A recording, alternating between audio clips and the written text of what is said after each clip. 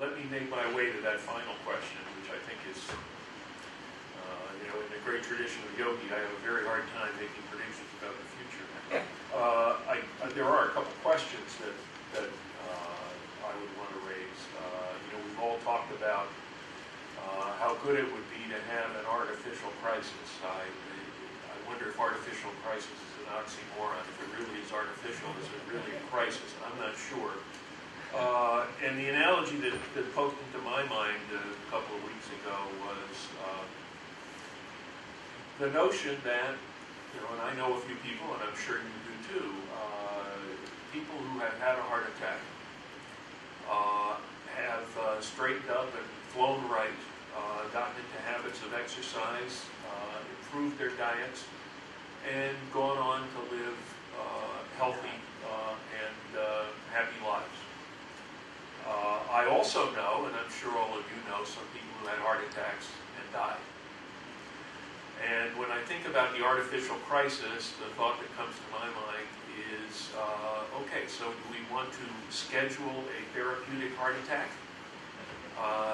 Or do we think it might be wiser to change our habits without the cardiac event? Personally, I would vote for the latter, but I'm not even sure if the former really exists, as I noted a moment ago. The other question that has been raised, that Steve raised a moment ago, is the notion of, well, how about a technical default, and a couple of days later we solve the problem. That may be the scheduled therapeutic heart attack. What I worry about under that scenario is that the standards for the deal 3 days after the technical default are probably going to be a lot higher than they are right now for the first stage down payment, where the two sides agree to a certain amount of budget savings and put on top of that a process that will bring them later on to a full solution to the problem. I've been involved with the Bipartisan Policy Center with a concept called SAVEGO, the idea being to put the two sides together in an agreement that will require achieving savings in the future. If we can't come to an agreement now, and we have to have a totally fully articulated policy agreement now, and we have to have some kind of a handshake so that we can agree to increase the debt limit and avoid that risk. I worry that 3 days after the technical default, if the two sides discover that there has been an irreversible deterioration in their relationship with the credit markets, and if the standards for action at that point become a lot more rigorous, the $1 trillion worth of savings down payment that people are contemplating right now, along with a policy agreement to get the debt limit increased, might be seen by the financial markets as an indication of good behavior on the part of Washington. The federal government failing to meet its obligations not only to our servicemen, not only to Social Security beneficiaries, but also to our bondholders, followed 3 days later by a $1 trillion down payment might not be so therapeutic to the financial markets. There's a lot to be said for maintaining a relationship on an even keel rather than allowing that relationship to be ruptured and then to achieve some measure of a reconciliation. And I think our relationship with the credit markets right now is subject to that kind of concern. So what's going to happen, I have absolutely no idea. The one thing that I do have to say is I have heard more statements by elected policymakers saying that either default is not the end of the world or might even be beneficial than I heard at any time in the past. I've been reminded that Newt Gingrich back in 1995 did at one point say that if the Treasury had to default to give him his policy agenda, that would probably be a reasonable price to pay. But those kinds of statements are much more common now than I recalled from back in 1995. And the more we hear that kind of talk, the more concerned I become that we might find ourselves with a rupturing of our relationship with the credit markets that will be very difficult to heal. Well, Joe referred to the end of the world. It's a little disturbed to see Saturday pass with nothing much happening. It's been re-estimated in October. Don't worry. Yeah, I can still introduce my speeches, my standard speech in the budget by saying, if you think the forecast of the end of the world is scary, wait till you hear my speech. I have to say that I'm both cynical and pessimistic about this debt limit debate. I always think of myself as being pretty cynical, and then as things turns out, I've never been cynical enough. I think a classic case of that was with the continuing resolution debate, where we marched up to the closure of government several times. It looked like the Republicans had won a big victory with $38 billion of cuts, and the day after we find that it's largely smoke and mirrors, with like a 300 and some million outlay effect in this year, and maybe 20 billion spread over the next 2 years, but that's somewhat uncertain. So I wouldn't be terribly surprised by a lot of smoke and mirrors coming out of this debt limit debate. I think along the way we're going to suffer the perils of Pauline, no doubt about it. I wouldn't be at all surprised to see the Congress vote down the debt limit increase at least once, so they can all say they voted against it. I could even see a whole series of temporary increases like we had with the CR. But this is a very perilous situation compared to the continuing resolution. It's perilous in a number of respects. First of all, there isn't a fixed deadline. I mean, with the CR, there was, at midnight, a number of Fridays ago, the government was going to shut down. The Treasury has told us that August 2nd is the drop-dead date. But that date really doesn't have much credibility. First of all, how could they know? You know? And secondly, if we pass that, what they really have to do is find some more imaginative lawyers. I mean, I can imagine gimmicks that would take us for months. It isn't a fixed deadline like that, so that's pretty scary. The other scary thing is what Joe mentioned, and that is the large number of people who say, what the heck, technical default wouldn't be all that bothersome. Maybe that's true, but I think of it as playing with matches in a fireworks factory. We just don't know what the market reaction would be. I'm a little more favorable to artificial crises maybe than Joe is. They served us well, both with the Social Security reforms in '83 and with the summit negotiations and Budget Enforcement Act in 1990. I could see a replay of Gramm-Rudman here, a formula that cuts the bejeebers out of spending, but the Democrats insist on exempting Social Security and Medicare from the cuts, and maybe entitlements for poor people. The Republicans don't want any automatic tax increases in whatever the formula is, and maybe restrictions on how much you can cut defense. So you could have what looks like a big cut in the deficit focused on a tiny, tiny portion of the budget, which would then be so painful that the whole thing collapses, much as Gramm-Rudman collapsed. And it would be nice to believe at that point that you had the same sort of result. That is, some sort of serious summit negotiation, some sort of serious change in the budget process that enforced whatever agreement they came to. I can't be too optimistic about that, but it sure would be a heck of a lot better than the real crisis. And I don't think we're that far away from a real crisis. Oh, Scott. I just wanted, one thing just occurs to me in listening to the discussion. One factor that should be considered is that the public reaction to a crisis, artificial or real or natural, is completely unpredictable.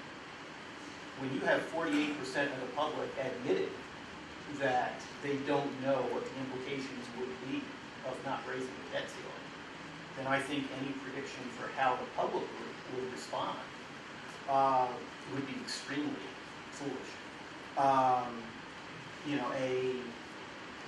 Sometimes crises produce public support for change, and sometimes they don't. The financial crisis of 2008 did not translate into support for Target. So that's, I think, the problem with any kind of with going into a crisis and saying we can control a crisis is that sense of confidence that among leaders that you can control what's going to happen, which may or may not be justified. But that's when you really depend on leaders. I mean, I don't think your polling would have shown much support in 1983 for increasing the retirement age, the taxes, the other cuts and benefits. Similarly, I don't think what was adopted in 1990 was very popular. Indeed, if you remember, it got voted down the first time in the Congress. I think under those circumstances, leaders can overcome public opinion if you have good leaders. I've been looking around for them. I find them hard to find. What's that? If I could just add one thought, Scott makes a good point. You have to be nervous about, and I'm looking at this Washington Post poll from a couple of days ago, the 48% of Americans who say they do not know well what would happen if you don't raise the debt limit. I'm even more worried about the 50% who said they do. Many of whom, I'm sure, the next thing they would say is, well, the Secretary of the Treasury has to cut spending, which, as we all know, he doesn't have the legal authority to do. So I will let you in on a secret of public opinion research, which is, remember that any survey, any phone survey in particular, is essentially a pop quiz for which you have not had a chance to study. So people are called, without any warning, and they pick up and answer the phone, and their natural instinct is to take stab at answering the question. So when people say they don't know in a survey, you should take that very seriously, because they are admitting to not knowing something, which most people are a little reluctant to do. So. I suspect those of us sitting at this table don't know either. Well, I certainly don't know. But let me ask you about a big part of the budget in particular, and again, this is a political question about it. We just did an enormously complex and exhausting healthcare reform last year. But it won't go away as an issue because it's the largest single, what people would say, the largest single driver of the projected growth of the debt. And seems set to continue growing faster than the economy, that sector, than the rest of the economy forever. Paul Ryan introduced a plan to replace Medicare with a voucher system and to block grant Medicaid. It's not popular with the public, and it seems to have polarized debate around that set of issues. And the majority still believes that the budget debt can be stabilized without fundamentally changing Medicare. So the question is this: given the degree of political difficulty, our general exhaustion with this, and the lack of knowledge about how to stabilize healthcare and slow the rate of growth of healthcare spending, should we and can we wait until we get some more experience maybe with the implementation of the latest set of reforms that were enacted last year before we again tackle this piece of the puzzle? Can we afford to wait? Well, first of all, in the long run, you can't solve this budget problem without solving the health cost problem. There's no doubt about that. Secondly, both parties seem to have taken Social Security off the table, at least temporarily.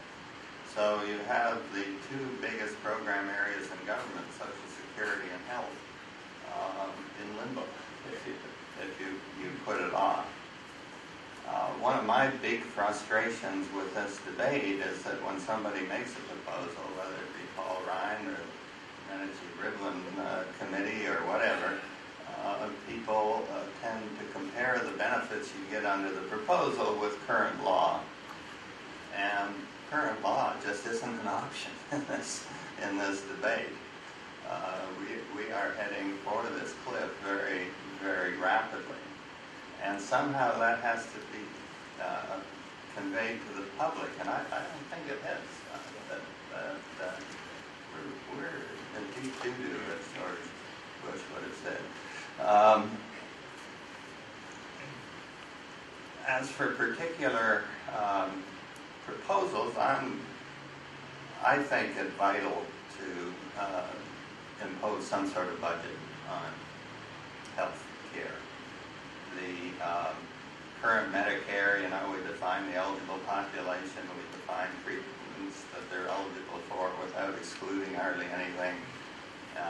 We just pay whatever for whoever comes in the door, trying to control the system with a price control system that is as complex as anything the Soviet Union ever came up with.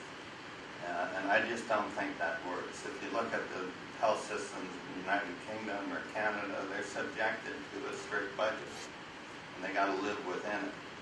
Now, the politicians have difficulty keeping the growth of that budget down, but at least they have a theoretical handle on it. So I'm a big fan of things like premium support, and I think you have to differentiate the structural change you make. After all, premium support has been recommended by a host of people from various parts of the ideological spectrum. You have to differentiate that from what you do to the fixed budget once you have one. And that's where Paul Ryan, of course, fell down with restricting the growth of that budget to CPI, which is totally unrealistic given what health costs are doing. But with a target like the Menachie-Rivlin of GDP plus 1 that you would hope to screw down over time, it makes an awful lot more sense to me. But obviously the debate of the last few days shows you that it's going to be very, very hard to convince the public to accept something like that. I'd just add, I'm very much in the place where Rudy is. The initial reaction to do we have to address this problem quickly might well be, healthcare is an ocean liner, you can't turn it around on a dime. That doesn't mean that you wait to turn the wheel. That actually says you might want to turn the wheel sooner because it's going to take a long time to have effect. The senior class of the baby boom, of course, is the folks born in 1946. Medicare eligibility is 65 years, so 1946 plus 65 equals 2011, which is this year. So, we do have to move quickly. In terms of substantively what to do, I think I'm exactly with Rudy. I am very much in favor of Ryan Rivlin. I am not in favor of Ryan Nobody. It's very clearly, I think, right now getting down to just about Ryan and Nobody. I thought that what Congressman Ryan did was unwise politically and was unwise substantively. It was unwise politically because cutting off the option of staying in fee-for-service Medicare, however inefficient I think that is extremely frightening to a lot of people. And one of the reasons why it is frightening to a lot of people is that there are a lot of parts of this country where fee-for-service Medicare is all the elderly are going to get. You are not going to have a substantial integrated delivery system facility built in the middle of farm country. You need a market concentration to do that. So we do have to find ways to deliver health care to parts of the country where the population is not densely located. And the solution to that situation is going to have to be evolved over a substantial period of time. The other point that Rudy made, which I think is extremely important, is that saying that the cost of the premium cost for individuals can grow at the rate of general inflation is essentially to condemn the elderly population to picking up a progressively larger share of the tab, even if the solution works. The reason I infer why Chairman Ryan felt he had to do that was because he had to show very large savings numbers, because his first step toward creating a $6 trillion deficit reduction was to impose a $4 trillion tax cut. And if you're going to do that, you have to save a heck of a lot of money out of Medicare. And he left Alice behind, and of course Alice and I are good buddies, and that was not, I thought, chivalrous behavior, but I don't even think it was politically smart. So political leaders have to continue to tackle this part of the problem, like it or not. That brings me back really to the part of my first question that neither of you answered directly, which is, I'll ask again, and then we'll open this up. But in the present environment where there's a big gap between leaders and the general public, not only understanding the issue, but what to do about it, and for a long time a growing gap of distrust between on the part of the public of their leaders, both parties. Is it really the best strategy for leaders to negotiate behind closed doors a big deal and then spring it on the public, or is there some other strategy that you advise leaders to follow in this situation that might help bring the public along and get them prepared for the really painful changes in policy that are necessary to solve this huge problem? Who would like to start? I don't think the problem is the gap between the public and the leaders. The problem is the gap among the leaders. And that's what's really difficult to overcome. I frankly think ideally they would go behind closed doors. The more tightly they're closed, the better. And if you could actually have a bipartisan deal come out the door at some point that was credible, I don't think they'd have that much trouble selling it to the public. I mean, as you look at the history of fiscal consolidations around the world, I know that Alessino's been criticized from time to time, but one of his findings is that governments undertaking fiscal austerity are reelected at the same rate as governments that don't. And I think that's very important. My great pessimism, however, is the notion that however tightly you close the doors, that our current leaders could come up with a deal. I don't see it. Yeah, you want to take this one and then Scott? Yeah, on the Alessina finding with respect to re-election, I know a number of members of Congress from the departing class of 1994 who would love to hear that news, and I'll pass it along to as many of them as I possibly can. I do believe I come down to the same place where Rudy does in the final analysis, but I do believe that it becomes a lot more difficult to get there given the differences among between the public and Washington.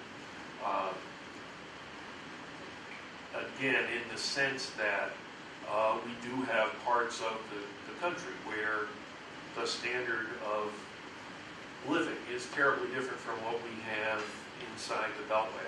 I heard some very interesting things from Megan McArdle of The Atlantic, whose work I confess I had not known, but drew some observations about where she comes from in western agricultural New York, where there are places where the privileged upper class worker in the community is the guy who carries the mail, in substantial part because he gets a very generous health care benefit.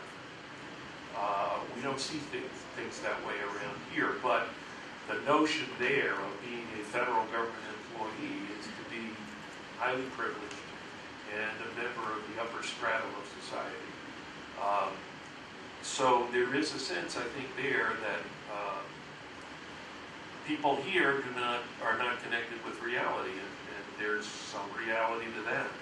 I think Rudy is exactly right that the right way to get this solved is to have people inside the room coming to an agreement and having those quote-unquote leaders, and again, I hope we can find some, step outside and be the validators for their constituents. To be the ones who tell their constituents, this is a good deal, you should be in favor of it. My concern is that those validators might very well find that they don't make it back to Congress the next time, and not because they lose in a general election, but because they lose in a primary. So let me express that degree of concern. Scott, you're really an expert on the interplay between leaders and the public in these circumstances or other similar. So can you? Well, I think the strategy, Rudy and Joe are talking about, locked room and then you go out and sell it. I mean, there are lots of examples of that work. The key thing is that the people in the room have to have a constituency outside the room who they can bring along with them. And in a period of distrust with knowledge gaps and so on, it's harder to bring those constituencies along. The main thing, a lot of what's going on with the public is not so much a question or a difficulty with the technical aspects of the budget, although that is part of it. But there are a lot of value conflicts here that people are trying to sort out. And they're sorting them out, being very fair to the public, they're sorting them out while doing everything else in their lives. They're not sitting around all the time thinking about the federal budget. And in a situation like that, what people really need to come to conclusions, and what they so rarely get, are choices and time. They rarely get a sense of what the alternatives are. I mean, as Rudy has said, the status quo is not an option. And they haven't actually been told that, or at least not forcefully. And the way Washington usually works, the public is often presented with an A-B choice. Here is a plan, like it or don't like it. And in those circumstances, it's fairly easy for the public to say no, and then Washington goes back and says, okay, well, we got to work on the next plan. They rarely see several, two or more plans juxtaposed, so they can see which is more, which fits my values better, which fits my needs better. I think that's a part of leadership too. Not just partly giving the vision of what the country can be, but what the country could be if we fail, and what the alternatives are. So people can say, okay, this is the future I want, and therefore this is the plan I want. And that is something that doesn't happen often enough, and I think lots of proposals found on that. I think, we saw that to some extent in healthcare. We can certainly see that happening in other plans, in that people didn't see choices, didn't see alternatives, and hadn't worked through their own internal conflicts to come to a conclusion saying, this is what I want, this is what I'll do. Well, just make one comment about that. I think the great problems we budget wonks have in conveying what the alternative is that we don't know when it might happen. And that's the history of budget crises. Talking to people within the administration, I get the strong feeling that they think it's zero probability we'll have a sovereign debt crisis before the next election, which explains their reluctance to get out in front of it, I think. I'm not so sure of that, but I also have to say it might take 10 years, and that's not a very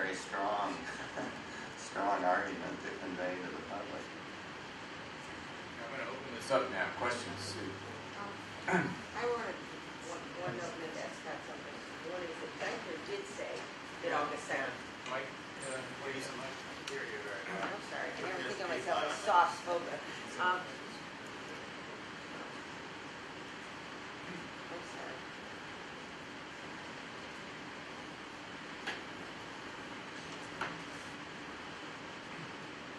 First, you gotta figure it out. Thanks. First is say that Geithner did say that August 2nd was an estimate. And the funny thing for him is that in an effort to be transparent over the past few months on how it changes, he's actually hurt his credibility on the Hill about even the basics. They go, oh, the day keeps moving. Well, yeah, because cash flows keep moving. I wondered whether, and I was going to ask all of you this, especially Scott, is part of it is not, it doesn't seem to be the problem that's going to be selling it to the public, it's going to be selling it outside the room. But I wonder to what extent is, when you see the split, within Congress and the wide division, do you think the following kinds of things contribute? One is, when Joe would talk about Goldwater and McGovern being friends, and you remember Tiffany All Reagan used to sit around and tell Irish jokes or something. But now nobody lives here anymore, right? They all leave their family. There's a real bias toward leaving your family at home and flying. So you see either members from the other party or from different wings of your own party only when you're arguing with them on the floor. And they're solely ideological. It's the flip side of that old song, from a distance you look, it's easy to make you an enemy. Close up you might get children. And also I wondered if the very value that it seems to me now placed on I'm not a politician, there's another way to describe that as I've never had to compromise. And to the extent that compromise is a dirty word, it's very hard to govern. And so I wonder if you think that contributes to this sort of difficulty and the gaps. I think those are really intriguing points, and I wonder whether faster transportation, faster communications actually, we talk a lot about that in online work, about how that, enhances polarization in online forums and so on. But if it's cutting the amount of time people work together face to face in Washington, then that could be a factor. If And they people don't know each other's families. and they don't know each other's families, and in the days when you got to Washington by train and had to stay for months, and you had to socialize together, because where else would you go? That's a very interesting premise for a cultural shift. And I think the general history in Washington, as far as compromise has gone, is I think there's always been people who've been elected to come to Washington for their set of principles, and thinking they're going to not have to compromise. And usually, being in Washington changes their perception over time, because to get things done, they have to work together. If that's not happening anymore, then that would be a big cultural shift. And it might. But remember, you said set of principles. I don't think it's what is defined as a core principle. If whether the tax rate is 20% or 20.2 is a core principle, or whether Medicare reimbursement is X, everything is a core principle. Or if you came as a messenger from God, which I've heard people say, I'm not making this up. Then, since God speaks to you, you can't compromise, but God speaks to different people and apparently says different things. And so, I mean, if nothing can be compromised, you cannot go. We clearly haven't straightened this guy out. A couple thoughts.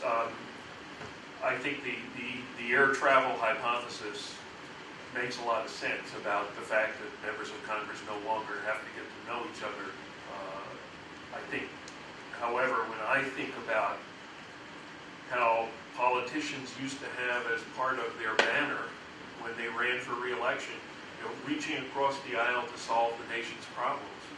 And now the banner is refusing to be a traitor and fraternize with members of the other party.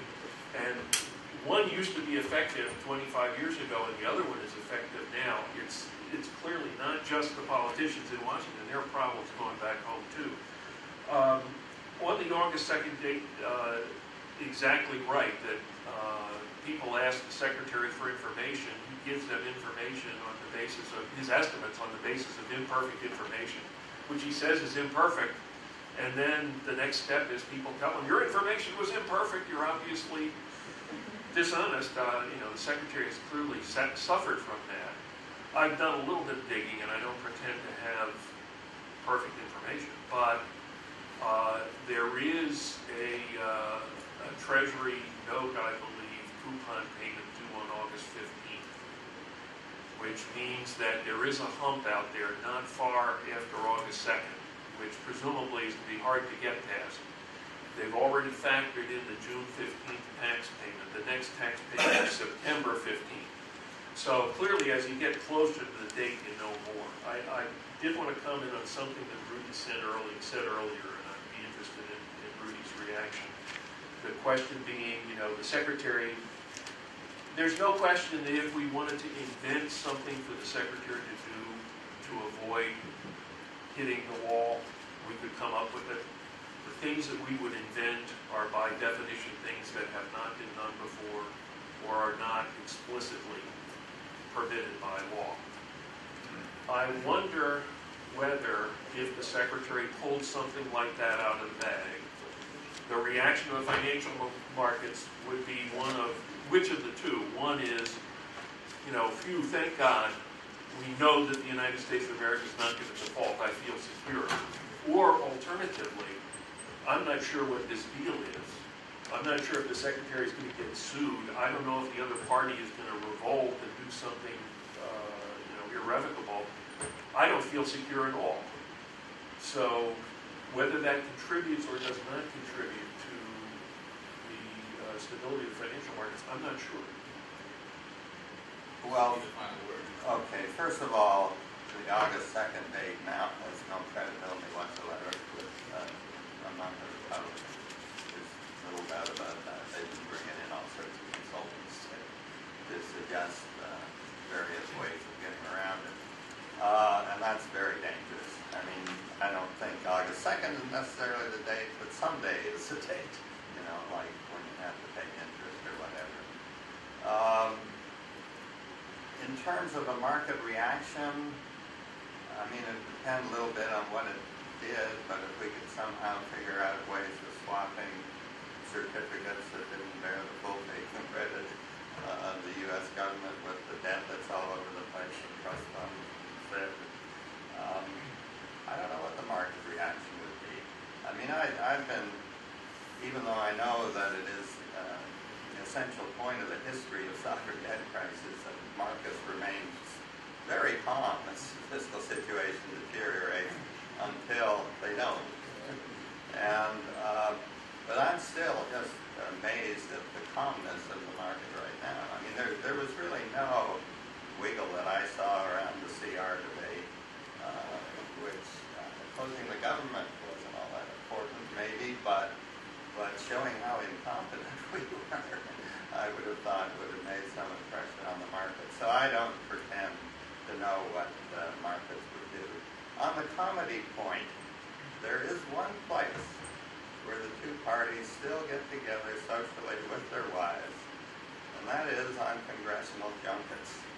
And I've become a big fan of congressional junkets, meaning to email the guy in the Post, what is it, Kamen or somebody, always makes fun of them going on congressional junkets. They're the best thing that can happen these days, because they're all sitting there in an airplane with their wives. They've got to get together, and I don't care if they go shopping in Dubai. I think it's a very useful activity. Was that for the Foreign Service family? What I take care of. I think we need to formally adjourn this point, maybe informally continue a conversation. So as long as they're able to stay, I want to join me in expressing my appreciation to these folks for their expertise and for not descending too deeply into economics and staying on political science. Things that don't know anything about that.